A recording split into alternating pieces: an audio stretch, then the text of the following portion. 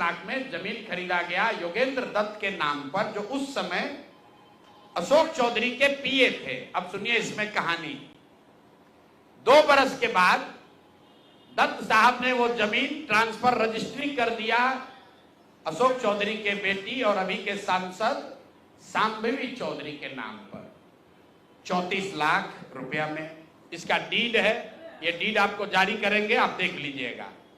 अब इसमें नई बात, अच्छी बात क्या है, नई बात क्या है, 34 लाख रुपया में जो दत्त साहब ने जमीन खरीदी थी और यहां रजिस्ट्रार ऑफिस में लिखा गया 34 लाख रुपए में दत्त बेच रहे हैं जमीन शांभवी चौधरी को, और एक दत्त साहब को पैसा कितना गया बैंक से, 10 लाख रुपया। वो बैंक का अकाउंट डिटेल है, जरा दीजिए, तारीख आपको बता देते हैं कि 2 साल के बाद जो जमीन अशोक चौधरी ने अपने पीए के नाम पर खरीदी थी, वही जमीन वापस 2 बरस के बाद अपने बेटी के नाम पर लिखवा लिया, और 34 लाख के रुपए के जमीन के एवज में अशोक चौधरी ने दत्त साहब को 10 लाख रुपया बैंक से भेजा।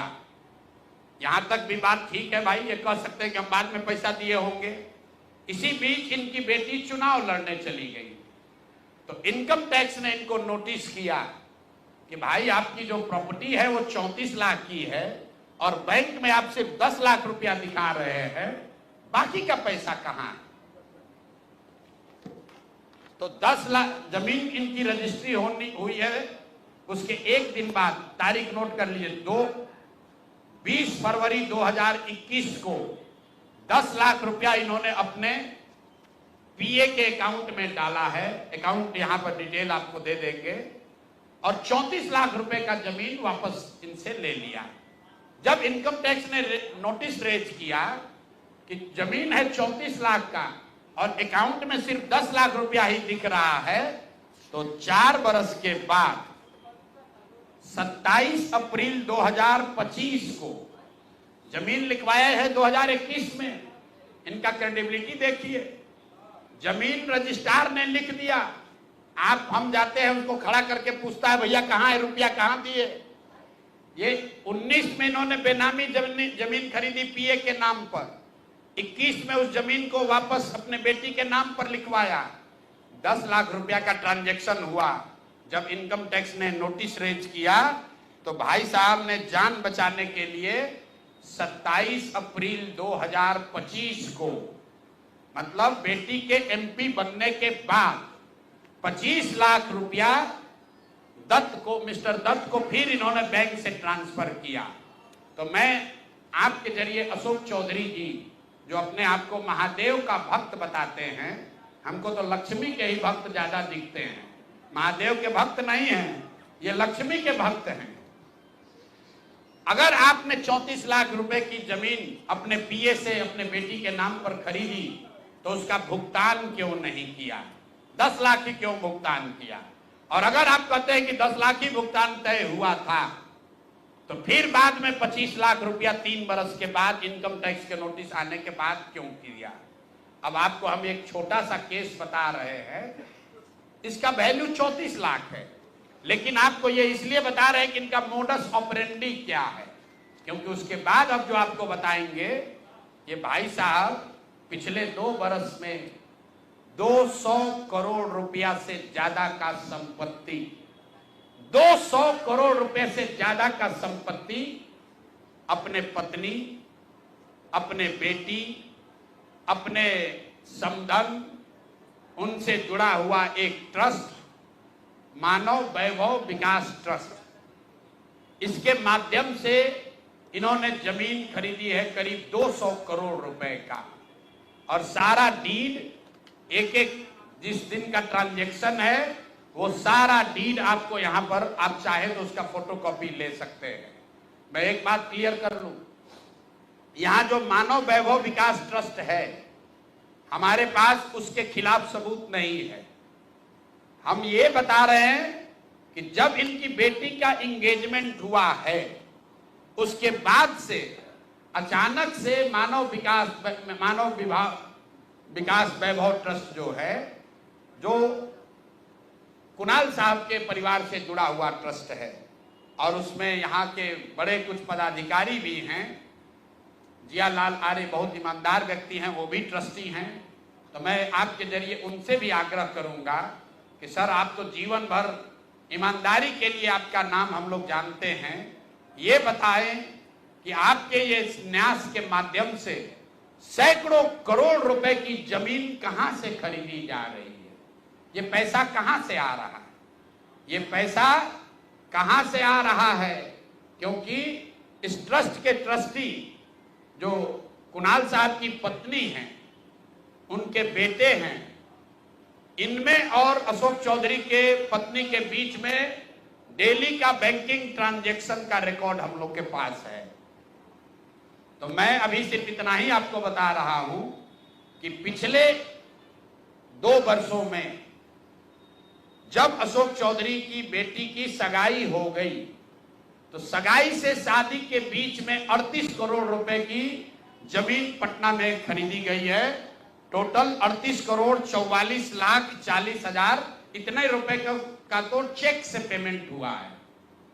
चेक से पेमेंट हुआ है 38 करोड़ 44 लाख 40 हजार।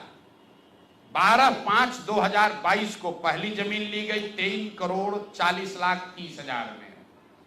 12/5/2022 को एक दूसरी जमीन ली गई जिसकी कीमत है 8 करोड़ 89 लाख 70 हजार। 8 दिन के बाद 20 मई 2022 को फिर एक तीसरी जमीन ली गई जिसका वैल्यू है 3 करोड़ 44 लाख 41 हजार। फिर 2 महीने के बाद 14 अप्रैल 2022 को जमीन खरीदी गई 7 करोड़ 20 लाख का। फिर 4 दिन के बाद 18 जुलाई 2022 को जमीन खरीदा गया 15 करोड़ 50 लाख का। और ये सारी जमीन इंगेजमेंट और शादी के बीच के डेट है, उतना ही आपको बता रहे। और ये सारी जमीन का मालिकाना हक अशोक चौधरी के पत्नी या सायन कुणाल, उनकी माताजी अनीता कुणाल या उनसे जुड़ा हुआ जो ट्रस्ट है उसके नाम पर है। तो भाई, जिस ट्रस्ट में 1 करोड़ की जमीन भी नहीं खरीदी जा रही थी, जैसे ही इनका बेटी से एंगेजमेंट हुआ, उस ट्रस्ट से सैकड़ों करोड़ रुपए की जमीन खरीदी जा रही है। तो ये पब्लिक इंटरेस्ट में है कि ट्रस्ट से जुड़े हुए लोग ये आपको बताएं कि आखिर इतना पैसा उस ट्रस्ट में न्यास में आ कहां से रहा है। और अशोक चौधरी जी या उनकी पत्नी जो उस न्यास में मेंबर नहीं हैं, उनसे इनका सीधा क्या संबंध है।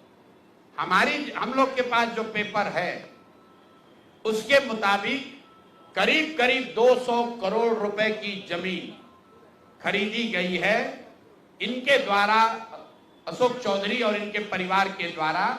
और ट्रस्ट में जियालाल आर्या के साथ साथ एक महिला भी हैं जिसको लोग बता रहे हैं कि अभी के मुख्य सचिव प्रत्यय अमृत की माता जी हैं। तो अभी के मुख्य सचिव की माता जी शायद उस ट्रस्ट में है, मैं उसको कंफर्म नहीं कर रहा हूं, लेकिन मुझे ये जानकारी अभी आते आते किसी ने दिया है। तो इस ट्रस्ट के बारे में पता कर लीजिए। अशोक चौधरी को ये बताना चाहिए कि इस ट्रस्ट से उनका क्या लेना देना है, और अगर कुछ लेना देना नहीं है तो इस ट्रस्ट की ट्रेजरर जो अनीता जी हैं, कुणाल साहब की पत्नी, उनके अकाउंट से इनके पत्नी के अकाउंट में इतना पैसा कैसे आ रहा है, ये बात अशोक चौधरी जी को बताना चाहिए। तो भैया, ये 3 चीज हो गए। अब अंतिम छोट भैया नेता है पेट्रोल चोर संजय जायसवाल। भाई, एक उनका लेटर दे दीजिए। छोट भैया है, जब दूसरे सब धाराशायी हो गए तो पीछे छटपटा रहे हैं। अब इन पर ज्यादा कुछ बोलेंगे तो इनका भाव बढ़ जाएगा। मीडिया वाले भी आजकल इंटरव्यू लेना शुरू कर दिए हैं, क्योंकि प्रशांत किशोर पर ही बोल रहे हैं, जनसुराज पर बोल रहे हैं। इनका पूरा कच्चा चिट्ठा जरा देख लीजिए। चिट्ठी, इनका एक पेट्रोल पंप है इनके माताजी के नाम पर बेतिया में। तो हमने कहा कि बेतिया में जब हम पदयात्रा कर रहे थे तो लोगों ने कहा कि 10 वर्षों तक ये भाई साहब वहां एक फ्लाईओवर नेशनल हाईवे का था, वो बनने नहीं दे रहे थे क्योंकि उससे इनका पेट्रोल पंप का बिक्री कम हो जाता। इन्होंने कहा ना ऐसा तो कोई बात नहीं है, बेतिया का एक एक आदमी जानता है। इतना ही नहीं, हम आपको फोटो जारी करेंगे कि जब लोगों का दबाव हुआ तो इन्होंने एक बोर्ड लगाया था बेतिया में जिसमें लिखा था कि ये फ्लाईओवर का निर्माण मेरी वजह से नहीं, राज्य सरकार के परमिशन नहीं देने के वजह से रुका हुआ है। तो पहला प्रमाण कि फ्लाईओवर का बनना और नहीं बनना और उसका दोष इन पर था, इसका प्रमाण ये है कि इन्होंने खुद से सार्वजनिक तौर पर एक बोर्ड लगाया था कि फ्लाईओवर का निर्माण मेरी वजह से नहीं, राज्य सरकार से परमिशन नहीं मिलने के वजह से रुका हुआ है। अब इसका आगे सुन लीजिए। 2015 में भाजपा और नीतीश जी गठबंधन में नहीं थे, तो जब इन्होंने दोष लगाया राज्य सरकार पर, तो तब के जदयू के अध्यक्ष, जिला अध्यक्ष डॉक्टर NN शाही, जो वहां के बहुत प्रतिष्ठित व्यक्ति हैं, बड़े डॉक्टर हैं, जदयू के जिला अध्यक्ष थे, उन्होंने संजय जायसवाल को खुली चुनौती दी कि आपने जो बोर्ड लगाया है ये गलत है। टाउन हॉल में दोनों में सार्वजनिक चर्चा हुई थी, दोनों को करीब हजारों लोगों के सामने इस बात पर बहस हुआ कि आखिर फ्लाईओवर का निर्माण क्यों नहीं हो रहा है। उसके बाद पेट्रोल पंप से इनका कितना प्यार है ये समझ लीजिए। ये है गरिमा देवी सिकारिया, जो अभी वहां नगर की महापौर हैं। इनका लेटर है पत्रांक NMO 242532 डेटेड 14/8/2024, 14/8/2024 मतलब 14 अगस्त 2024 को। जरा इसमें इसका एक पारा पढ़ के आपको सुना देते हैं। ये गरिमा देवी सिकारिया ने जब अस्थाई समिति की पूरी बैठक हुई बेतिया नगर निगम के, उसके महापौर के तौर पर गरिमा देवी सिकारिया ने नगर आयुक्त को चिट्ठी लिखी। उस चिट्ठी का एक हिस्सा पढ़ रहा हूं आपको, इसके कोट।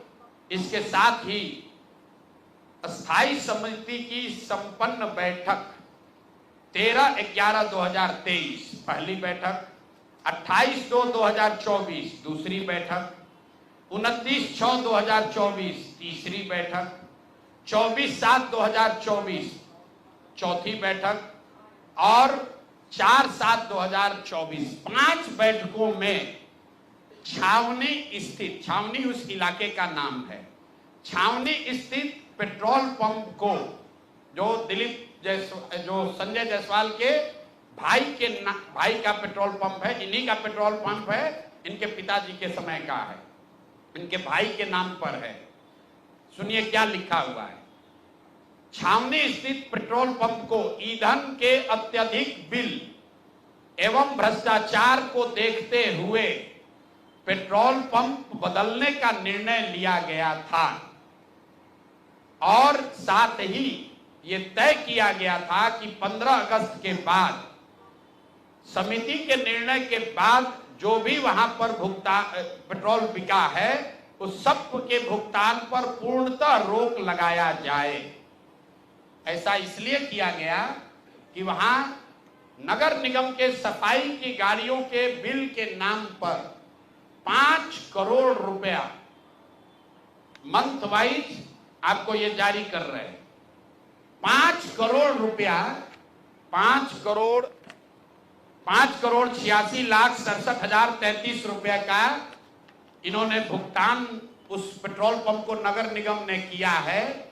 और अस्थाई कमेटी के 5 बैठकों में ये पाया गया कि ये ज्यादातर भुगतान फर्जी है, गलत है, ज्यादा बढ़ा कर लिया जा रहा है। अस्थाई कमेटी के अभी की महापौर गरिमा सिकारिया ने नगर आयुक्त को लिखा कि भाई 5 बैठक में निर्णय हो गया कि इस पेट्रोल पंप से हम लोग को तेल नहीं लेना है, इसका भुगतान 15 अगस्त से बंद कर दिया जाए। उसके बावजूद ये अफसरों पर दबाव बनाकर नगर के अधिकारियों के साथ मिलकर सारा जो वहां नगर निगम का सरकारी गाड़ी है, जो सरकारी तेल की खरीद होती है, वो इसी पेट्रोल पंप से कराते हैं और 10 लीटर तेल बिकता है, 20 लीटर का वाउचर बनाता है।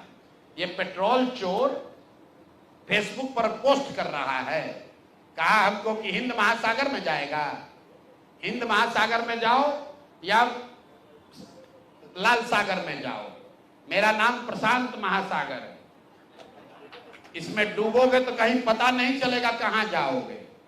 और इनको अंतिम बार कह रहे हैं, आज इतने पर इनको छोड़ रहे हैं, पेट्रोल चोर हो, तुम्हारी औकात इतनी है, इतने पर रहो, अपने से ऊंचा उछलने की कोशिश मत करो। भाषा का विषय का ज्ञान नहीं है, ना शकल ना सूरत, अब बड़ा बड़ा बात कर रहे हैं। बात करता है बाप दादा के, आपके पिताजी बहुत बड़े सज्जन व्यक्ति थे, मदन जायसवाल जी का बहुत इज्जत है, आपकी इज्जत कुछ नहीं है। आप भाजपा छोड़कर भाग गए थे, राजद पे चुनाव लड़ा, 5,500 वोट आया। सुधीर शर्मा जी बैठे हैं, ये कहानी बताएंगे, हैं? सुन लीजिए, मदन जायसवाल जी बड़े व्यक्ति थे और ये आदमी पेट्रोल का वाउचर चोरी करने वाला हम पर उंगली उठाएगा। हिंद महासागर में जाओ, डूब लो। और अभी आए थे अमित शाह जी, उनको पेपर दे दो, ईडी सीबीआई का छापा डलवा देना, हमको पकड़ लेना, यही खड़े हैं। कहा है ना कि हमको जेल भिजवाएंगे। 7 जन्म लगेगा ना तो प्रशांत किशोर का हाथ नहीं पकड़ पाओगे, जेल भिजवाना तो बहुत बड़ी बात है। तो भैया तेल का चोरी करते हो, इतने पर रहो, इससे ज्यादा चोरी करने का औकात भी तुम्हारा नहीं है। और बाकी जो देखिए बड़ा बड़ा औकात वाला है, कैसे 100 करोड़ रुपया लूटा, तुम तो पेट्रोल का फर्जी वाउचर बनाते हो। तो भैया यही काम करो, इतने पर रहो। बहुत बहुत धन्यवाद। संजय जायसवाल जी पर मैं चाहूंगा ये 2 मिनट, सुधीर जी उनके पुराने कोलीग हैं मदन जायसवाल जी के, इनसे जरा भी सुन लीजिए। आपने तो सारी बातें बताई दिया, लेकिन सच बात यह है कि यह व्यक्ति मदन जायसवाल जी, जैसा प्रशांत जी ने कहा, फाउंडर थे और भले आदमी थे, हम लोगों के साथ पदाधिकारी थे। वे आदमी जोर देकर एक अदना विधायक के टिकट के लिए उनको भाजपा छोड़वा दिया, राजद में लेकर चला गया बेइज्जत करके। और वहां जब चुनाव लड़ा, जिसकी जमानत जब्त हो गई, 6,000 वोट आया, फिर राजद का जिला अध्यक्ष बनता है। राजद का इंस्ट्रूमेंटल उस समय का जो तथाकथित जंगल राज था, उस जंगल राज में कारनामों में शामिल होता है। और उसके बाद में जब वहां लगा कि सफलता नहीं मिलेगी, तो भाजपा में मदन जायसवाल जी किसी प्रकार आए और इसी भाग दौड़ में उनकी मृत्यु हो गई। इस शोक में, इस कपूत के कारण मदन जायसवाल जी दुनिया से चले गए।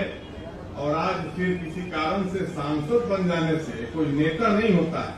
और बीजेपी का दुर्भाग्य है जो संजय जायसवाल जैसा आदमी भारतीय जनता पार्टी का अध्यक्ष बना, वो अनडेवलप्ड बच्चा के जैसा आज भी चेहरा बनाए रखता है, जैसे विकलांग बच्चे जैसे होते हैं, लेरुआ बच्चा समझते हैं ना, लाज इसका गिरते रहता है, उसी प्रकार का इसका अपीयरेंस है। और यह व्यक्ति प्रशांत किशोर के खिलाफ क्या लड़ाई लड़ेगा? प्रशांत किशोर ने पॉलिटिकल बात कहा है और तुम्हारे ऊपर बिल्कुल जो है सो जो आरोप लगाया है वह बिल्कुल सही आरोप है। तो अब इस विषय को गंदी भाषा का जो इस्तेमाल कर रहा है, तो प्रशांत किशोर बनने में संजय जायसवाल को अगला जन्म लेना होगा। बाद के जन्म की मैं बात नहीं करता हूं। और इनके दुर्घंटाल लोग प्रशांत किशोर के सामने नहीं टिकते हैं, तो संजय जायसवाल क्या टिकेंगे? ये तो भाजपा के दुर्भाग्यपूर्ण नेतृत्वकर्ता उपज है। ऐसी स्थिति में भाजपा का अध्यक्ष हो जाए। आज भी यह बेतिया से लेकर कैमूर तक सब जिला का नाम नहीं बता सकता है। मैं दावा करता हूं, अगर एक बार मैं बता दे तो मैं राजनीति छोड़ दूंगा। तो इसलिए संजय जायसवाल अपनी सीमा में रहे, अपनी औकात में रहे और ज्यादा फड़फड़ाए नहीं। और प्रशांत किशोर के बारे में बेबुनियाद बात कहने से आपका कोई व्यक्तित्व ऊंचा नहीं होगा, बल्कि बहुत ही आप जिस औकात में उसी औकात में रहेंगे। बहुत बहुत धन्यवाद। एक मिनट बस कंक्लूड कर लें। चूंकि बोले हैं कि मेरा जन्म बक्सर में हुआ है, आदमी को ये भी नहीं पता है मेरा जन्म बक्सर में नहीं हुआ है, रोहतास में हुआ है, करगहर में हुआ है, वो भी उसको नहीं मालूम है। जिस हिंद महासागर की बात कर रहा है तो भैया हिंद महासागर को डूबो, ऑस्ट्रेलिया जाएगा, तमिलनाडु जाएगा। भाई आपकी सरकार है बिहार में और लोग मानते हैं कि भैया नरेंद्र मोदी का नारा है कि न खाएंगे न खाने देंगे। आप इतने बड़े नेता हैं, आपके पास सबूत मिल गया है तो पत्रकारों को काहे दे रहे हो? कल अमित शाह आए थे, उन्हीं को दे देते सबूत। आज हमको ईडी सीबीआई से छापा करके पकड़वा लो, पता चल जाएगा कि किसके पास कितना पैसा है। तो ये फालतू की बात है, ये हमारी गलती है कि इन पर बोलकर वो कीचड़ में कंकड़ फेंकिएगा तो अपना ही शरीर गंदा होगा। तो मैं अब कैमरे पे ये भी मान लिया कि हमने हमारी गलती हो गई कि ऐसे तेल चोर से हमने बात कर दी। देखिए हम ऐसे बात करते नहीं हैं। हम बेतिया में 3 साल पहले पैदल चले, लोगों ने उस समय कहा हमने छोड़ो यार क्या इस पर बोलेंगे, लेकिन जब दिलीप जायसवाल पर बात हो रही थी तो बीच में आदमी उछल कर आ गया और यही फेसबुक पर टीका टिप्पणी करते थे तो नीतीश कुमार ने इसको अध्यक्ष से हटवाया था, भाजपा के अध्यक्ष से नीतीश जी ने हटवाया था। फेसबुक पर लिखता था जदयू को तोड़ देंगे, सरकार बना लेंगे, सोचता था मुख्यमंत्री बन जाएंगे। यही है ना भाई, 60 किलोग्राम वजन है, 80 किलोग्राम में जाकर लड़ोगे तो मार देंगे लोग, मुंह हाथ टूट जाएगा। तो जिस वर्ग में हो उसी वर्ग में लड़ाई लड़ो तो अच्छा लगेगा। बाकी आपके जो बड़े यहाँ नेता हैं, आपके दिलीप जायसवाल जी हैं, मूर्छित होकर गिरे हुए हैं, उनको उठाइए। जो मंगल पांडे जी हैं उनको बताइए कि बता दें कि 2 करोड़ 12 लाख कहां से लाए हैं पैसा। आई जो हेलीकॉप्टर वाला नेता है सर्वदलीय अशोक चौधरी, ये बता दे कि 200 करोड़ रुपया का संपत्ति खरीदा है कि नहीं खरीदा है। और सम्राट चौधरी जो डिप्टी सीएम है वो बता दे कि भैया हर 2 वर्ष में तुम अपना नाम काहे बदलते हो भाई। सम्राट कुमार मौर्य हुए, मर्डर का इल्जाम लगा तो नाम बदल के राकेश कुमार कर लिए। राकेश कुमार नाम हुआ, उसमें फिर पकड़े गए तो बदल के सम्राट राकेश कुमार और सम्राट चौधरी कर लिया और फिर राकेश कुमार को गायब कर दिया, अब सम्राट चौधरी है। तो ये सबसे बड़ी जो बात है, ये सारे लोग राजद के लोग हैं। आप ध्यान से देखिए, वो चाहे दिलीप जायसवाल हो, वो चाहे संजय जायसवाल हो या फिर अशोक चौधरी हो, ये भाजपा के लोग नहीं हैं, भाजपा में बाद में आए हैं। ये सब ओरिजिनल एक ही थैली के चट्टे बट्टे हैं। तो मैंने पिछली बार कहा था कि आज की भाजपा कैलाशपति मिश्रा की भाजपा नहीं है, ये गोविंदाचार्य वाली भाजपा नहीं है, ये ताराकांत झा की भाजपा नहीं है, ये जिन लोगों ने पसीना बहाकर भाजपा बनाया उसकी भाजपा नहीं है। तो जितने लोग एनडीए को वोट दे रहे हैं बिहार में, भाई देख लो, ये सब रंगा सियार है, ये सब राजद का गुंडा बदमाश लुटेरा है जो आज भाजपा में बैठ के अपना चाल चरित्र चेहरा सुधारने की कोशिश कर रहा है। और भाजपा का दोष ये है कि ऐसे ही लोगों को रखकर सामने ये कंबल ओढ़कर घी पी रहे हैं, पूरा बिहार को लूट रहे हैं। अब आपका कोई सवाल होगा तो जो लोग यहाँ मंच पर बैठे हैं सब आप किसी से सवाल कर सकते हैं। बताइए भाई मुन्ना जी, बहाली के एक्सपर्ट यही है। 400 अभी बहाली हो रहा है और 400 बहाली करने पर हर एक दल के नेता प्रतिपक्ष के भी लोग हैं उसमें, और कोई दल नहीं बचा हुआ है जिनका उसमें बहाली कोटा नहीं दिया गया है। लेकिन जो बहाली हुआ है वो बड़े पैमाने पर पैसा का उगाही किया गया है। इतना ही नहीं, 2020 में भी जब बहाली हुई थी 300 से ज्यादा पद पर, उसमें भी बड़े पैमाने पर पैसा वसूला गया था। विधान परिषद में महाराष्ट्र के लोग बहाली हो रहे हैं। ये इस तरह से पूरा विधानसभा और विधान परिषद जो संवैधानिक पद पर लोग बैठे हुए हैं उसने उसको तार-तार कर दिया है और एक तरह से बिहार के नौजवानों के साथ भविष्य खिलवाड़ किया जा रहा है, उसके साथ धोखा दे रहा है। और नीतीश कुमार जी धृतराष्ट्र बनकर देख रहे हैं कि बिहार के नौजवान के साथ किस तरह से नाइंसाफी हो रही है।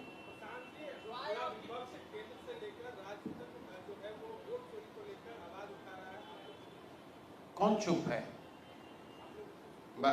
हर दिन कहा गया, जब सुप्रीम कोर्ट ने निर्णय दे दिया और जितनी मांग उठाई गई सुप्रीम कोर्ट ने कह दिया कि आधार को डॉक्यूमेंट मान लिया जाए, तो फिर कहां मामला बनता है? भाई राहुल गांधी बिहार के लिए नहीं कहे, वो राहुल गांधी ने कल जो मामला उठाया है वो कर्नाटक का मामला है, वो बिहार का मामला नहीं है। और हम लोग बिहार के चुनाव को देख रहे हैं, हम लोग बिहार को देख रहे हैं। ये प्रयास है कि मोदी जी आए तो राहुल गांधी को गाली दे, राहुल गांधी आए मोदी जी को गाली दे, बिहार की बात कोई न करे। आप बताइए, मोदी जी 5 बार आए, एक बार भी बताया कि बिहार में बाढ़ की स्थिति क्या है? क्या बताया कि बिहार में एक गांव जवनिया गंगा के गोद में समाहित हो गया? क्या आपने कोई बयान मोदी जी से सुना? मोदी जी से नहीं सुने तो आप राहुल गांधी से भी नहीं सुने। मोदी जी आकर राहुल गांधी को गरिया रहे हैं, राहुल गांधी आकर मोदी को गाली दे रहे हैं। भाई उससे बिहार के लोगों का क्या लेना देना है? तुम्हारी लड़ाई दिल्ली की है, उसको तुम बिहार में क्यों लेकर आ रहे हो? बिहार का लड़का तो जब दिल्ली जाता है मजदूरी करने और वहां के लोग उसको अपमानित करते हैं, मारते हैं, तो ना मोदी बोलते हैं ना राहुल गांधी बोलते हैं। जब बॉम्बे में बिहार के बच्चों को, हिंदी भाषियों को मारा गया, तो एक मारने वाला राज ठाकरे टुटपुंजिया वहां का नेता है, लंपन एलिमेंट है, वो भाजपा का सहयोगी है, और दूसरा उद्धव ठाकरे वो महागठबंधन के सहयोगी है। उस पर किसी ने बोला? तो हम लोग बिहार को विषयांतर नहीं होने देना चाहते हैं। और इसका असर ये है कि जब स्वराज ने पेंशन का मुद्दा उठाया तो आज 1100 पेंशन मिलने लगा। कुछ लोग कह रहा है कि तेजस्वी यादव के कहने पर हुआ, तो भाई तेजस्वी यादव तो बीच में 3 वर्ष थे, डिप्टी सीएम थे ना तेजस्वी यादव, काहे नहीं 400 से बढ़ा के 410 कर दिया? ये जन स्वराज की ताकत है, लोगों की ताकत है, एक नए विकल्प की ताकत है कि वृद्धों का पेंशन जो 20 वर्ष 400 से बढ़कर 410 नहीं हुआ, वो आज 1100 हो गया। आशा वर्कर 2 वर्ष से यहां संघर्ष कर रही थी, कुछ नहीं हुआ, उनका मानदेय बढ़ गया। आंगनवाड़ी वर्कर उनका सैलरी बढ़ गया, रसोईया की सैलरी बढ़ गई। महिलाओं को 10,000 रुपया झूठा ही देने के लिए जो 2 लाख रुपए का वादा किया, सबसे पहले मुद्दा किसने उठाया? 2 वर्ष तक किसी के काम पर जू नहीं रहेगा। ये जन स्वराज के साथियों ने घर घर जाकर 1 करोड़ लोगों से जब हस्ताक्षर कराया, तो आज सरकार कह रही है कि उसमें 10,000 रुपया का पहला किस्त जारी करेंगे। वो भी नहीं करेगा, वोट के समय बेवकूफ बनाने के लिए लोगों से फार्म भरवा रहा है। ये जन स्वराज की ताकत है कि 2015 में जो युवाओं के लिए वादा किया गया था कि अनएम्प्लॉयड यूथ को कम से कम 1,000 रुपया दिया जाएगा, 2 दिन पहले अभी उसकी है। वो चाहता है किसी तरह ये व्यवस्था बनी रहे ताकि लूट का दौर जो अभी चल रहा है ये आगे भी चलता रहे। यही लोग हर दिन एक नई घोषणा कर रहे हैं, बिना सोचे समझे कि भाई करेंगे नहीं करेंगे, किसी तरह जनता को बेवकूफ बनाकर वोट ले लो, उसके बाद नेता को देखा जाएगा। हम लोग तो अफसर हैं, हम लोग लूटेंगे ही। इसलिए मेरे भाई, जनता इस बार संभल गई है, वो जान रही है कि तिजोरी का चाबी, इस तिजोरी को इसलिए खोला गया है ताकि जनता को बेवकूफ बनाकर वोट लिया जा सके। जब गलती से भी जनता ने इनको वोट दे दिया तो जितने भ्रष्ट हैं, मैं अराजक की बात नहीं कर रहा हूं, ये चारों नेताओं की बात जो हुई, ये सब एनडीए के नेता हैं, जदयू भाजपा के नेता हैं। ये लोग अफसरों के साथ मिलकर लूट मचाए हुए हैं। बिहार में आज जितना भ्रष्टाचार है, इतना भ्रष्टाचार जीवन में कभी नहीं किसी ने देखा था। और अगर निचले स्तर पर इतना भ्रष्टाचार लोगों को देखना पड़ रहा है, इसका मतलब है कि कहीं ना कहीं ऊपर तक तो पैसा पहुंच रहा है। संजय जायसवाल आप पर भी Ram Setu infrastructure private limited थे, बोले कि 19 करोड़ घाटे में कंपनी 14 करोड़ नुकसान किशोर को देती है, और एक और कंपनी है। आप पहले आपका भी ट्रेनिंग आरएसएस में हुआ है, आपको उत्तर दे देते हैं। जिस संजय जायसवाल बोले ना कि आपको समझ में नहीं आएगा और आपके नेताओं को भी समझ में नहीं आएगा, जिस राम सेतु पुल की, वो रामकी की बात कर रहे हैं, भैया सब लोग नोट कीजिए, हमको संजय जायसवाल पूछते हो। रामकी जो है, अयोध्या राम रेड्डी इस संसद में डिक्लेयर्ड देश के सबसे ज्यादा पैसे वाले सांसद हैं, जिनका डिक्लेयर्ड वेल्थ संसद के रिकॉर्ड में देख लेना, 750 करोड़ है। कितना है? 750 करोड़। तो वो जो डोनेशन है वही अयोध्या राम रेड्डी ने दिया है। जो मैं बात रोज कहता हूं कि हमको पैसा वो देते हैं जिनको हमने कभी मदद की है। और अयोध्या राम रेड्डी YSRCP के MP हैं। सब जब आते हो ना, आधा सुनो मेरी बात, अरे सुनो ना यार, तो तुम सवाल किए बिना तैयारी के हम उत्तर दे रहे हैं, सुन लो। तुम भैया हो संघ के पत्रकार, सुनो तो मेरी बात। तुम संघ के पत्रकार हो, सब लोग देखो हंस रहा है, तो सवाल लाए हो तो उसका उत्तर सुन लो। अयोध्या राम, सुन तो लो भाई, अयोध्या रामी रेड्डी इस लोकसभा राज्यसभा के सबसे धनी, सबसे ज्यादा डिक्लेयर्ड वेल्थ वाले मेंबर पार्लियामेंट हैं। और उन्होंने अपनी एक कंपनी से जन स्वराज को डोनेट किया है, क्योंकि किसी जमाने में जब हम वहां काम करते थे तब अयोध्या रामी रेड्डी MP बने थे। समझ में आ गया? तो यही बोले थे ना कि हिंद महासागर में डूबोगे ना तो उसी में निपट जाओगे।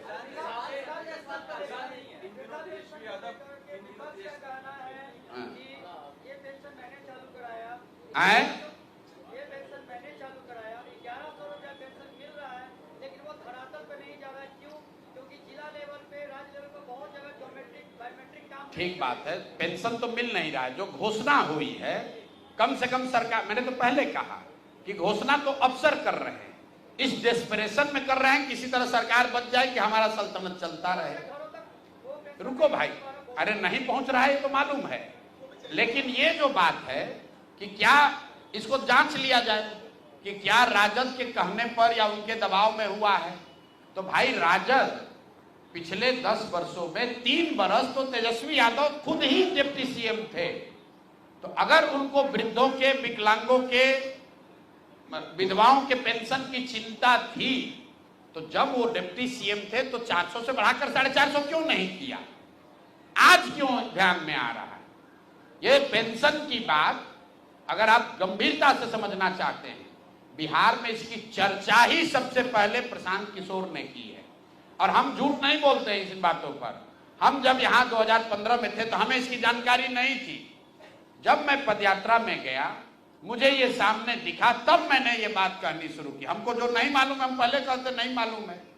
2015 में हमने बहुत घोषणा कराई, लेकिन पेंशन की बात हमने नहीं की थी, क्योंकि प्रशांत किशोर को नहीं मालूम था कि नीचे 400 रुपये पेंशन मिलता है और इससे इतनी लोगों की परेशानी है। जब पदयात्रा में हम चले, लोगों की परेशानी समझ में आई, तब से हर भाषण में 3 बरस से चिल्ला रहे हैं कि भाई 400 का पेंशन बढ़ना चाहिए। अशोक चौधरी एक ट्रस्ट का यूज करके 200 करोड़ रुपया घपला कर दिया। ये नहीं बोले, ये शब्द आपके। मैंने जो कहा कि अशोक चौधरी ने पिछले 2-3 वर्षों में करीब करीब 200 करोड़ रुपए की प्रॉपर्टी खरीदी है। उस प्रॉपर्टी के खरीदने वालों में एक ऐसे ट्रस्ट का नाम है जिसका हम लोग बहुत सम्मान करते हैं।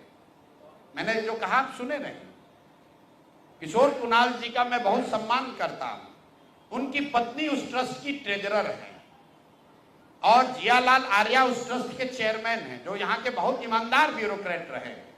तो मैंने सिर्फ ये कहा कि उस ट्रस्ट के नाम पर इतना सैकड़ों करोड़ का जो प्रॉपर्टी खरीदा जा रहा है, तो इन माननीय लोगों को, अनीता जी को, जियालाल आर्या जी को ये बताना चाहिए कि भाई हम लोग का अशोक चौधरी से कोई लेना देना नहीं है। ये पैसा ट्रस्ट में कहां से आया है, मानव वैभव विकास न्यास में कहां से पैसा आया है, उनको बता देना चाहिए, ताकि उनकी जो छवि है उससे अशोक चौधरी को न जोड़ा जाए। अशोक चौधरी कैसे बेनामी संपत्ति खरीदते हैं उसका तो मैंने आपको पूरा एग्जाम्पल दिया कि अपने पीए के नाम पर जमीन खरीदा, फिर पीए से अपने बेटी के नाम पर ट्रांसफर कराया, पैसा नहीं दिया। जब इनकम टैक्स ने नोटिस भेजा तो 4 वर्ष के बाद वो खाना पूर्ति कर रहे हैं। ये तो पूरा आपको प्रमाण दिया है। मेरे कहने का मतलब है कि एक ट्रस्ट एक्ट के तहत जो 17 संशोधन हुआ था, जो पहले 7.5% था कि कोई भी जो टोटल प्रॉफिट का कोई भी कंपनी 7.5% ही डोनेट कर सकता है, अब है कि कितना भी कर सकता है। तो क्या आप जो सत्ता में आएंगे या कानून बनाने योग्य होंगे मेरे भाई अभी हम देखिए, मैं उस ट्रस्ट पे टिप्पणी नहीं करना चाहता हूं क्योंकि मेरा अभी भी सुनिए, वो ट्रस्ट एक्ट जो है वो केंद्र सरकार का मामला है। हम सरकार में आएंगे क्या करेंगे वो बात की बात है। हम इतनी बात कह रहे हैं कि अशोक चौधरी पर सीधा इल्जाम लगा रहे हैं कि ये 200 करोड़ रुपए का नामी बेनामी प्रॉपर्टी इन्होंने खरीदा है। उसमें जब जांच के क्रम में जो पेपर आए उसमें इस ट्रस्ट का नाम बड़े पैमाने पर दिख रहा है। तो हम उनसे आग्रह ये कर रहे हैं कि आप तो इस समाज के ईमानदार लोग हैं, ईमानदार समझे जाने वाले लोग हैं। अगर आपका नाम, जैसे अशोक चौधरी की पत्नी का भी नाम उसी में है और ट्रस्ट का भी नाम उसी में है और ज्वाइंट डीड हुआ है, तो ट्रस्ट को यह क्लियर कर देना चाहिए कि भाई हमारा इनसे कोई लेना देना नहीं है, इल्जाम अशोक चौधरी पर है। ट्रस्ट को सूचिता के हिसाब से ये मोरालिटी है कि न्यास के लोग, चूंकि वो बहुत बड़े लोग हैं, उनको ये क्लियर कर देना चाहिए कि हम लोग का इनसे कोई लेना देना नहीं है। उसका मैंने एक कॉन्टेक्सुअल बात भी बताई कि ये सब कुछ शुरू हुआ है जब अशोक चौधरी की बेटी की सगाई हुई है। मैंने डेट बताया, सगाई हुआ और सगाई के बाद हर 10 दिन पर 2 करोड़ 5 करोड़ 10 करोड़ का संपत्ति आप खरीद रहे हैं। तो या तो ट्रस्ट के पास बहुत पहले से सैकड़ों करोड़ रुपए थे जिसका वो अब इस्तेमाल कर रहे हैं, या फिर उनको अचानक से कहीं से इतना पैसा मिल रहा है। ये ट्रस्ट के लोगों को बताना चाहिए। प्रशांत जी, आपके पास जो भी साक्ष्य हैं नेताओं के खिलाफ में, क्या आप कोर्ट में जाएंगे, क्या लीगल एक्शन? ना कोर्ट में, जनता के कोर्ट में है। हमने पहले कहा हम लोग कोई इन्वेस्टिगेटिंग एजेंसी नहीं है। जनता के हित में जो जानकारी हम लोग के पास आती है, हमारे पास बोरा भर के कागज रखा हुआ है और हम इस पर पढ़ना नहीं चाहते। नहीं सुनिए, हम इस पर पढ़ना नहीं चाहते। आपने पिछली बार पूछा था तो हमने कहा था ये फुलझड़ी है। अब देखिए पटाखा, नीतीश कुमार का मंत्री 200 करोड़ रुपए का प्रॉपर्टी यहां खरीद रहा है। देखिए पटाखा की यहाँ का डिप्टी सीएम मर्डर का एक्यूज है, जेल काट के आया है, फर्जी डिग्री लगाया, वो तो छोड़िए मैट्रिक पासे नहीं किया है। देखिए तमाशा कि भाई एनडीए का मंत्री तेल चोरी कर रहा है, फर्जी वाउचर लगा रहा है। तो ये आपको बता रहे हैं लोग, ऐसा नहीं है कि कोई दूसरा मंत्री के पास हमारे पास कागज नहीं है, सबके लिए शिकायत है। लेकिन बिहार सरकार में जो 4 सबसे भ्रष्ट नेताओं की चर्चा है, उन 4 नेताओं के बारे में आपको बता रहे हैं। कर देंगे, बस दशहरा खत्म होगा और सूची के लिए आपको प्रेस कॉन्फ्रेंस के लिए बुलाएंगे।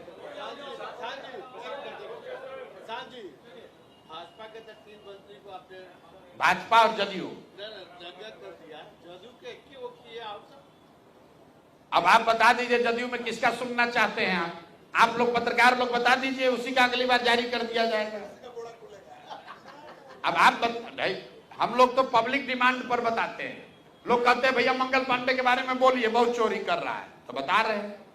तेजस्वी यादव के बारे में क्या कहेंगे? बिहार अधिकार यात्रा पे कामा पहुंचे, वहां पे उन्होंने कलम फेंका बकायदा। देखिए मैंने पहले कहा है कि राजद और तेजस्वी यादव कलम वाले नहीं, कट्टा वाले नेता है। कल मैंने भी एक वीडियो देखा है और आपके माध्यम से इस बात को अच्छा हुआ आपने उठाया। मेरे भाई, कलम हम लोग के लिए सरस्वती है। हर बच्चे के लिए हम लोग सरस्वती के पैर के नीचे अपना कलम और किताब रखते हैं कि हम लोग को कुछ ज्ञान होगा।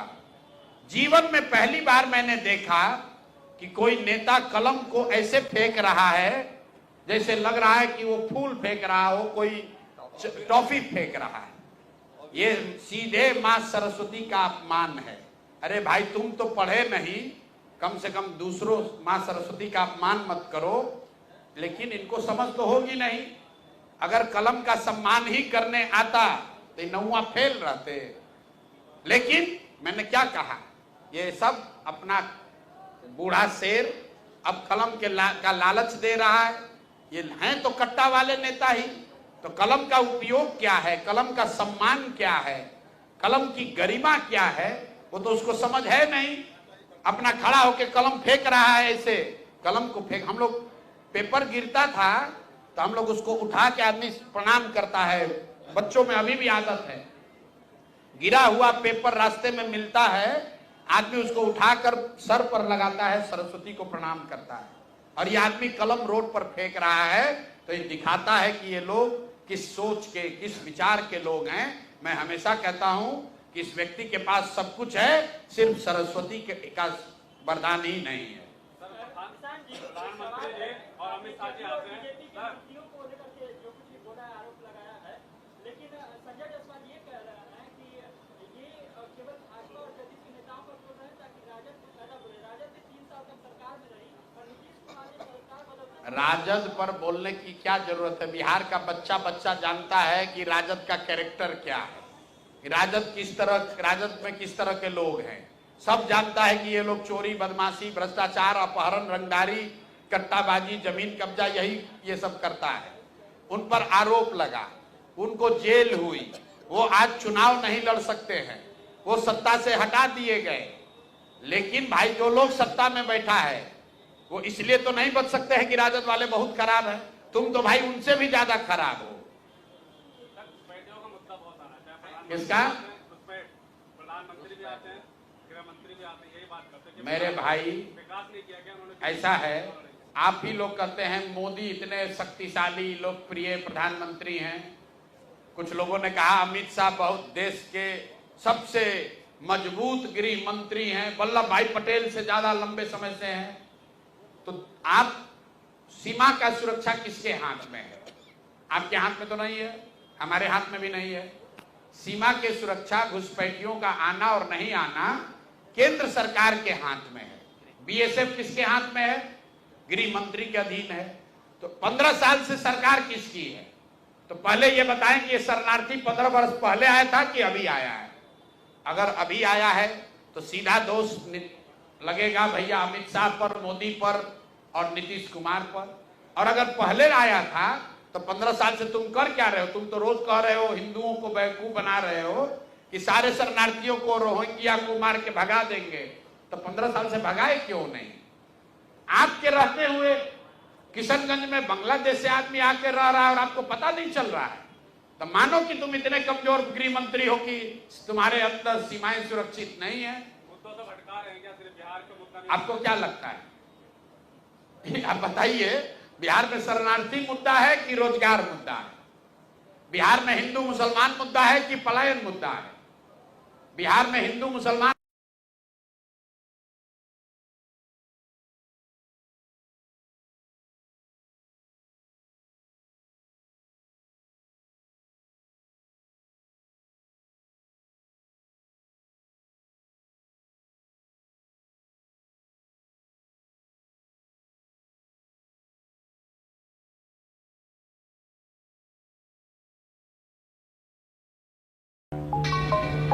Rise and shine, Milo.